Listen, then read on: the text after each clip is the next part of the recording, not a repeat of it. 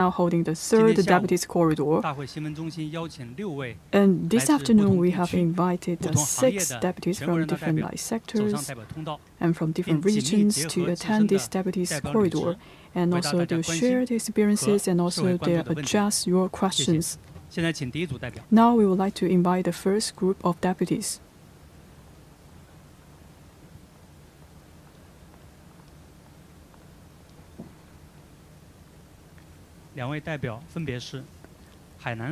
So the first one is the Deputy County Chief from Baoting Li and Miao Autonomous County, Lü Yan. Good afternoon. And the Party Secretary of the Haidong City of Xinhai Province, Wang Guodong.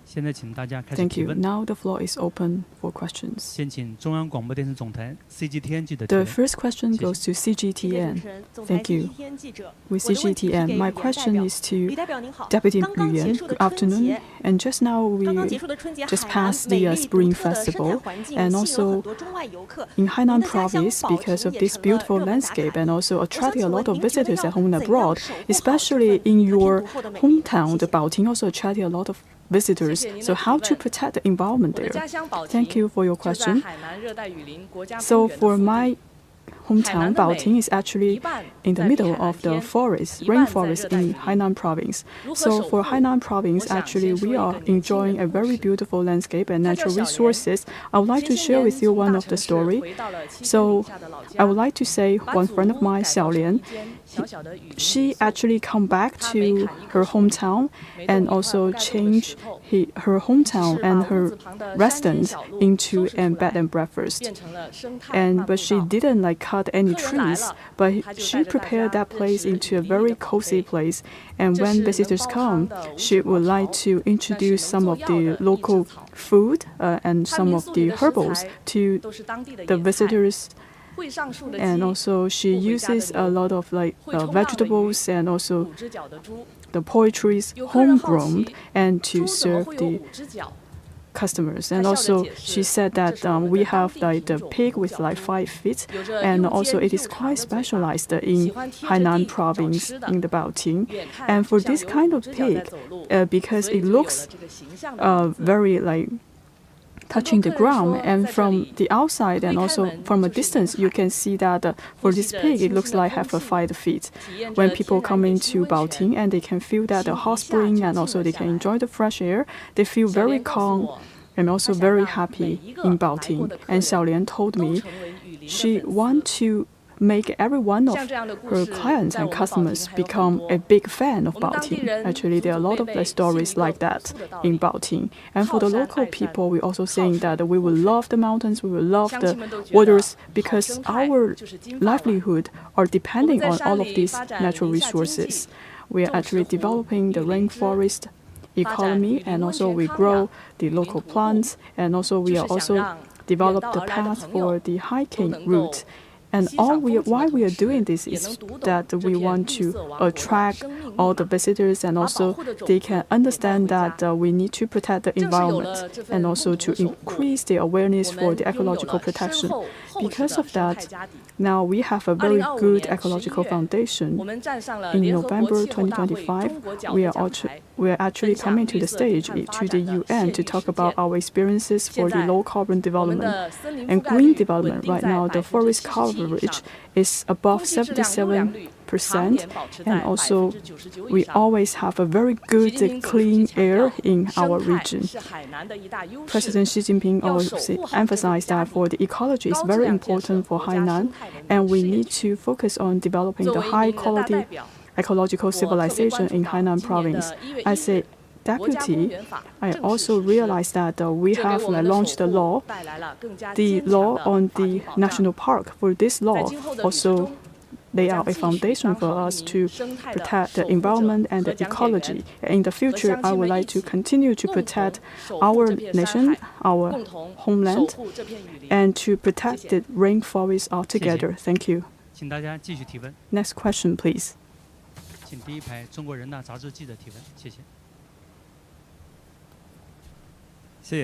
Thank you. With NPC magazine. My question to Mr. Wang Guodong. Good afternoon. 10 years ago, General Secretary Xi Jinping paid a visit to your place. And what's the progress going on? Would you please share with us the changes happened over the past decade? Thank you for your question. If you look at my outfit, you may wonder what ethnic I am. Let me briefly introduce. I'm from Qinghai County, Haidong City, and also I'm a Tujia representative. So as a grassroots representative, in my work, I care most about people's livelihood. Always think about that how to help villagers increase their income and live a better life. So mutual assistance actually is very important. We talk about that Huzhu, that's a unique place, and then we also talk about that briefly in our language. We talk about Banyan in the local language means happiness and prosperity. But if you think about in the past, it's a less developed places. It's very difficult to travel, get water supply, and also not to mention seeking medical treatment, going to schools. In 2016,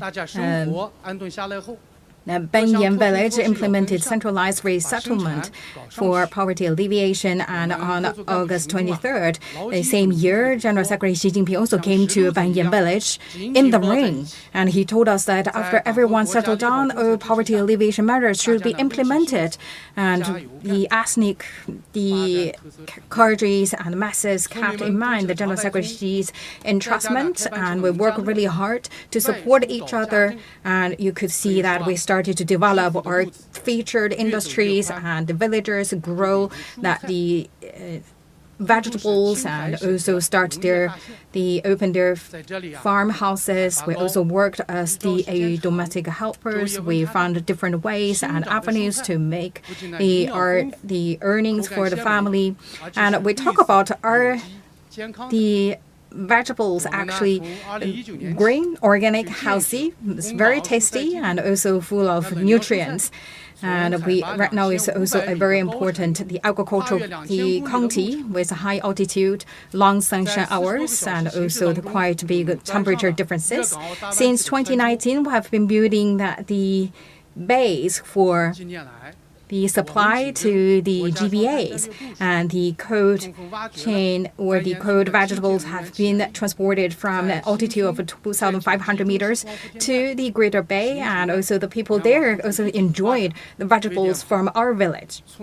And we also built a centralized a photovoltaic power station and forming an integrated macrogrid. And the villagers earn about 5,000 to 6,000 yuan a year from the surplus electricity of these photovoltaic power station alone. So you could see every household right now has access to natural gas. They use electricity heating their beds, and their living conditions actually quite improved and becoming more and more convenient. So this is the new environment right now in our village. And we talk about this year marks the 10th anniversary of General Secretary Xi's inspection of Banyan Village. And over the past 10 years, Banyan has become a golden business card for rural revitalization. And right now, it's also become a model for poverty alleviation. And it has truly become a happy and prosperous Banyan. Everyone really appreciates General Secretary Xi and also grateful to the CPC Central Committee. That's my sharing. Thank you. Let's welcome the second group of deputies.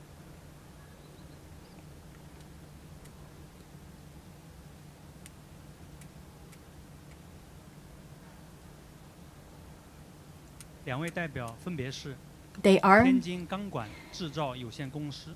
Tianjin Pap Co. Limited, engineer Mr. Li Gang. Good afternoon. Chairwoman of IF Group, Ms. Xia Hua. Good afternoon. Now the floor is open for questions.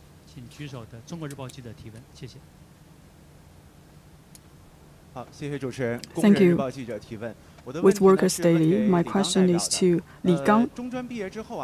So after graduation, in the past 30 years, you have focused on the industrial development and also you conquer a lot of the difficulties. So during this process, I would like to know that what kind of the bottleneck you met, how to conquer all of those difficulties. What are your impressions about this? Thank you. Thank you. I'm from Tianjin Pipe Corporation Limited. My name is Li Gang. We all know that in China, we have a very famous program that is the Deep Sea #1. And we have over 9,400 pipes, the seamless pipes. All of these are produced by our company. And our products are actually exported to all different places in the world.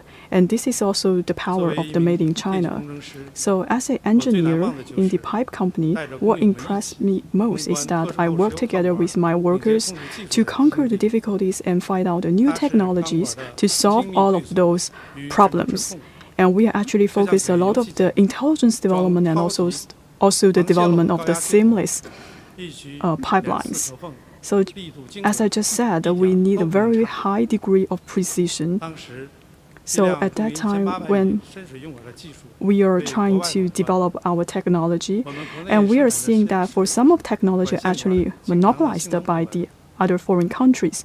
And for us, with days of diligent hard work, we are actually check each one of the interfaces and also to check the pipes and try to improve the technology for our pipes. And in the end, we resolve the problem. Through all of these years, we participated a lot of the major projects in China and also achieved like 5 difficulties in design tech development, making our own contribution.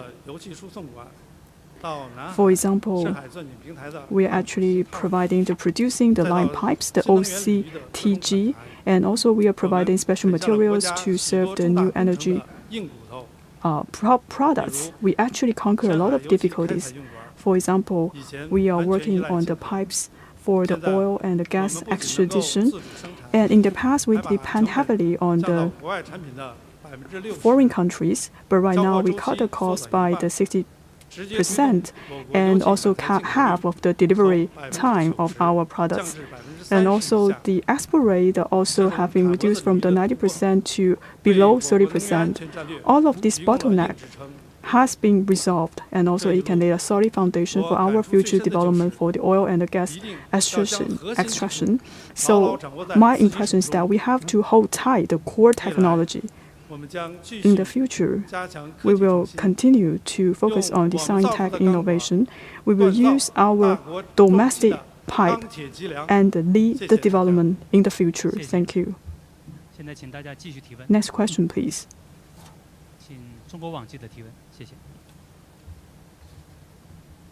Thank you very much. With China.org.cn, a question to Ms. Xiahua. We understand that over the past years you have been leading the team and to bring that the craftsmanship of Guizhou embroiders out of the mountains, enabling more and more people to appreciate this beauty. So my question is, during this process, how did you develop traditional handicrafts and achieve industrialization? Thank you for your question. From Guizhou, representative from the Guizhou delegation. In 2003, I led the designers of Eve Group to the ethnic village in southwest Guizhou. The embroiders there were very enthusiastic. They showed their embroidery work one after another. At that moment, we were deeply attracted by their wonderful craftsmanship because every stitch on the embroidery pieces actually is the wisdom passed down from generation to generation. And the beauty actually is always preserved over time. Since then, we forged a bond with the deep mountains of Guizhou, and also we give actually this is the way to that the people, the embroiderers there, so they can work at home, taking care of their children while embroidering, making a living and supporting their families. Over the past 2 decades, we have visited numerous villages and training embroiderers, connecting them with orders, increasing their incomes. It still impressed me the most is that over a decade ago, when we first went to the village to provide order-based training for embroiderers and designers based on market demands and local artisans' unique skills, created very fashionable notebooks. But since then, this is the very first time, so that's the embroiderers quite worried that whether that's the market actually welcome this kind of design and work. And especially hundreds of embroiderers actually they throw themselves into it, and in less than 5 days, we generated income of over 200,000 yuan. Looking at the smiles on the embroiderers' faces when they received their income, they became even more convinced that the path of industrialization of Chinese handicraft is viable. And right now, you could see that right now we have a large team of them. So the embroiderers started from insoles, wedding dresses, and right now they can produce marketable fashion clothing, the brand bags, handicraft dolls, making their lives better and better. And we also built 2 databases, one for artisans. So we talk about this is kind of like the places 30,000 embroiderers can take orders there. And we have also established a model of Chinese ethnic aesthetic patterns with over 9,200 patterns included. So this allows the digital preservation and development of Chinese ethnic aesthetics. We have also created a market-oriented platform for handicrafts, including the Deep Mountain Bazaar and the Chic China Street. So this is kind of create a new retail scenarios where the embroiderers can sell their products while embroidering, and visitors can experience and purchase at the same time. And last year, we also launched at the Changxin Dian. That's the place that we can showcase that the works.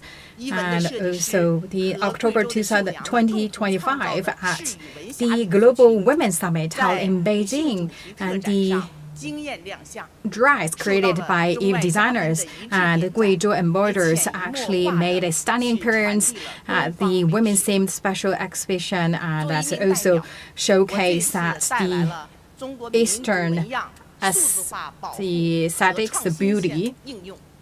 And also this time, with me, I bring the digital protection and the innovative application of Chinese ethnic patterns, and also to create that new experience. We also the other suggestion for cultural and consumption, because we know for each region, it has its own unique cultural characters, skills. It's very small, but actually that could become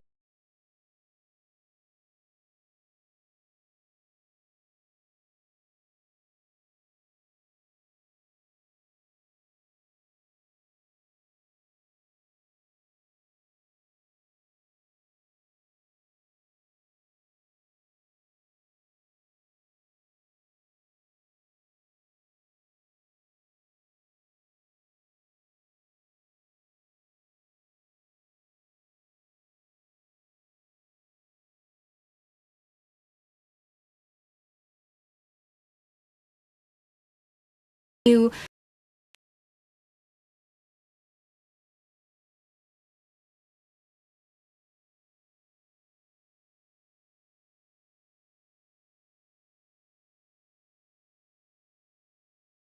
And also,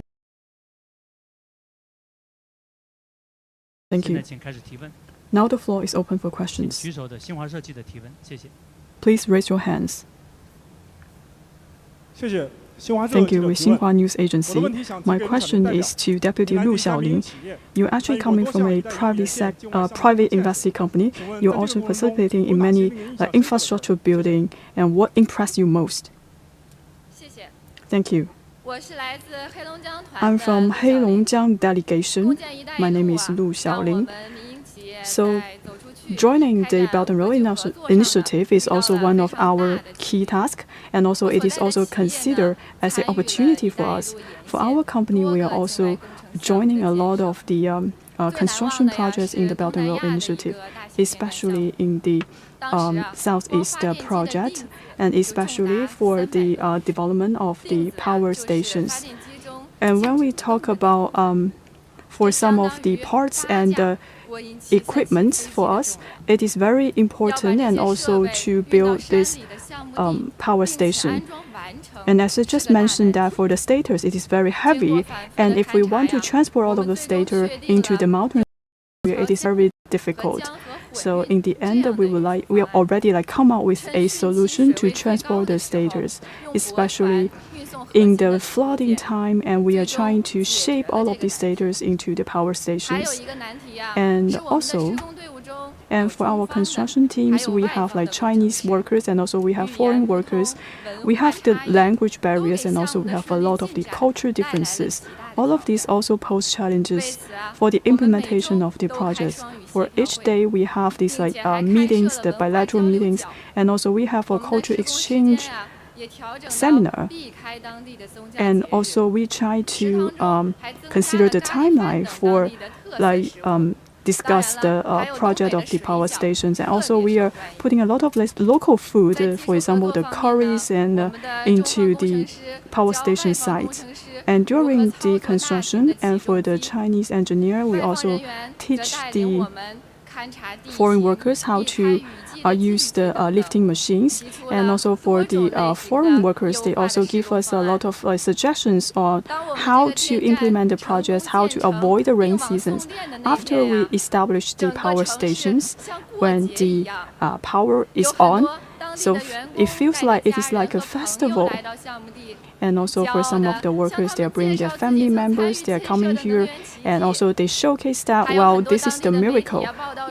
We work together.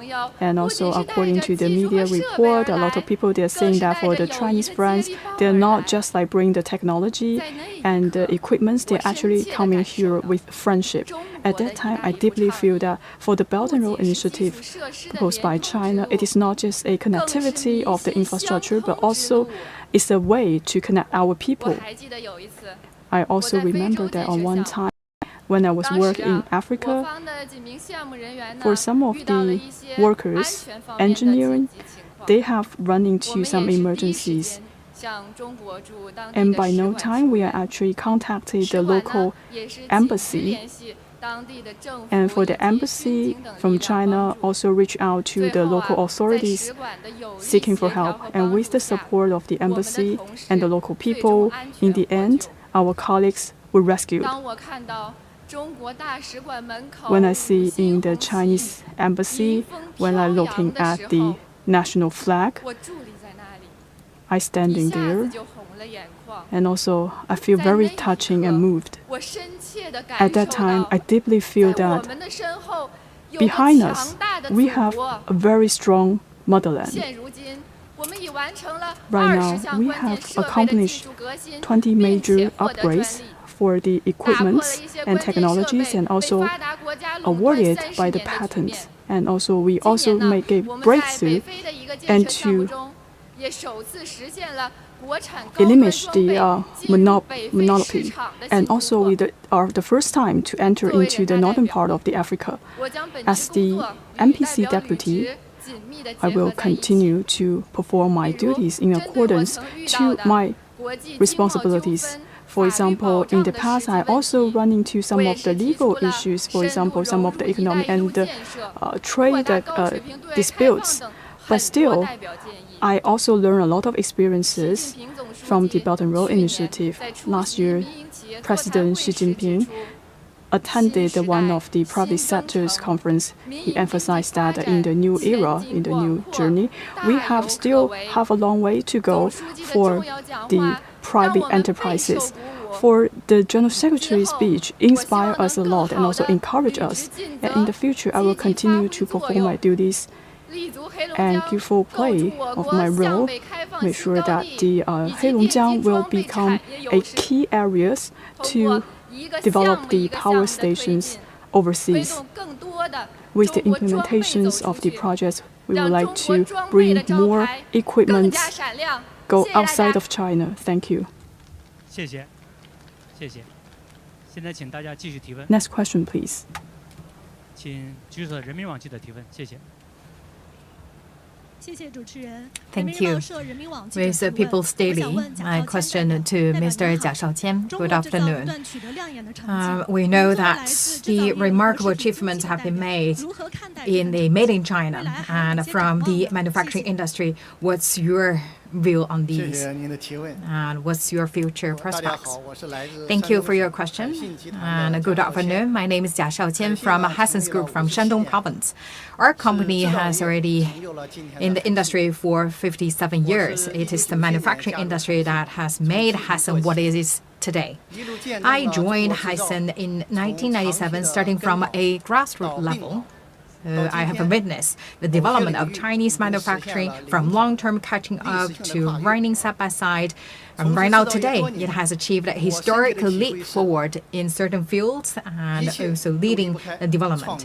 And for my understanding, I believe everything should go back to innovation. Let me take example from Hassan Group. For chips, especially chip technology in the display field, we have worked deeply over the past 26 years and through ups and downs, and which has granted us the ability to define our own products. So we have globally launched a light color coordinated chip and backlight chip. And it is these two chips in the display field that enable Hisense to pioneer 3D color control display technology worldwide, and also we've solved the long-standing challenge of the simultaneous light and the color control. That's was the bottleneck bothered the whole industry. That also allowed our products to lead the world, enabling mass production. So this is actually through an increasing number of global first innovation that Chinese manufacturing has reached new heights, and we have tasted the benefits of going up along this value chain. And we talk about it was previously at the bottom of the smell curve. That's how people describe that the industry, but right now it has become a platform that connects with new technology and one of the fast growing industry, and it's a critical moment of new upgrading and transformation. It has already the advantage of simultaneous improvement in quality and quantity. So we talk about, on the one hand, we have the advantage of scale in terms of quantity, and on the other hand, we have the advantage of quality brought by core technology innovation. So we talk about right now we have really brought huge opportunity for the transformation of China's manufacturing industry, especially with the application of AI technology. And Hassan, we also have a lighthouse factory. In traditional production, there is a process called pipe insertion. Workers previously need to manually insert dozens of copper tubes very precisely into hundreds of copper foil holes. The precision required is really tough because that's really thinner than a hair. And there is a slight deviation that will cause the damage to the material. Right now, we have independently developed that automatic pipe insertion equipment using 17 sets of high precision cameras with AI accurately to act as eyes, and 11 robots operating at high speed, and AI algorithm to act as the human brain for real-time thinking, solving problems that have troubled us and industry for many years.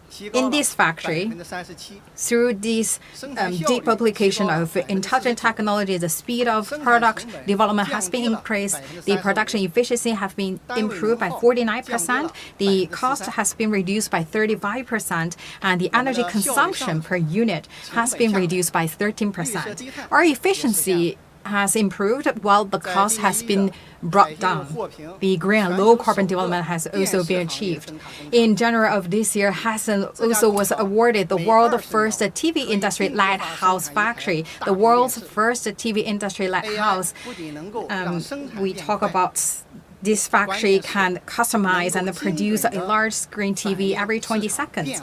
AI can not only transform production, but also precisely reflect market needs and market changes, so that enable us to meet users' demand. The client's demands are integrated into the product line. So we talk about this is also a tremendous change from made in China to quality in China. These also bring us infinite possibilities. General Secretary Xi emphasized that we must build a new development paradigm with domestic circulation as the mainstay and domestic and the international circulation reinforcing each other. On the one hand, Hysan has built an intelligent home appliance industry chain to drive its upgrading and healthy development. On the other hand, Hysan also actively explores the international market with an increasing proportion of international revenue, which has reached 50% of total. And while developing ourselves, Hysan also drive the SMEs in the whole industrial chain to go global together. Everyone work together, and we can enhance the influence of Chinese manufacturing and Chinese brands. As a deputy to the National People's Congress in recent years, I have been paying attention to the difficulties in the development of the industry, especially the transformation of Suntech achievements. I have put forward relevant suggestions. It is inspiring that last year the government clearly stated that we need to strengthen the deep integration of industrial innovation and technological innovation, and we should also bring industry, academia, technology that all together. And Hysan also work closely with 17 university and research institutes in China. And we also have built a co-laboratories with 50 suppliers. In the future, Hysan will continue to play an active role as a main body of Suntech innovation and bridge the last mile from the laboratories to the production line, turning more good results in the laboratories and good ideas into good products, and also let the people get access to these really good products and improve their lives. Thank you. And dear journalists, after the closing ceremony, we will also have the third minister's corridor, and we will invite 3 ministers from Ministry of Justice, Ministry of Natural Resources, and the Ministries of Ecology and Environment.